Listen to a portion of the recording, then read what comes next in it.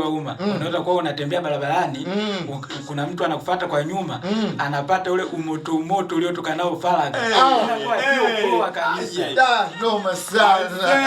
So kama unasikiliza hii ukiwa na huyo mwenzako ambaye mmetoka Faraga hivi sasa, tafadhalini sana angalianeni usoni wote kwa pamoja.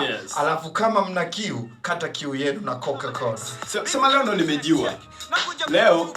Leo bana Ayo nimeweza kugundua kwamba kumbe sio tu harufu, lakini kuna umoto. Umoto upoze na Coca-Cola. Upoze na Coca-Cola kama like this SM.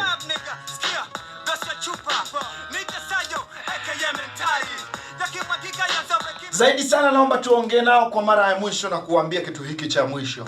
Mkienda hizo nyumba za Faraga, na maanisha nyumba za wageni. Bwana wewe unaitwa Gab.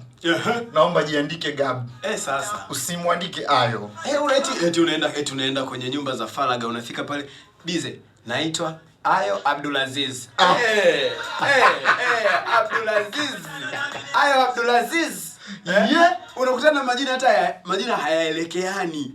Haviendani. Vitu haviendani. Sasa unajiuliza, huyu baba wakati anatunga hili jina kweli hakuzingatia. Kumbe basi limechukuliwa jina la Ayo na la Balozi. Wakaunganisha hizo tabia za watoto wa Buguruni. Vijana wa Buguruni wanaongozwa na balozi wao, balozi wa mtaa. Unakuta mwingine kwa wiki kaingia kwenye nyumba za wageni mara 3 au mara 4. Kila siku anaandika jina lingine. Hiyo tabia ache. Na namba za simu wanaandika namba za majirani. Unakuja kupigiwa simu wewe unaambiwa ulikuja hapa mchana. Ndio. Nikuja kufanya nini? Hujalipia. Wewe uliondoka umekimbia.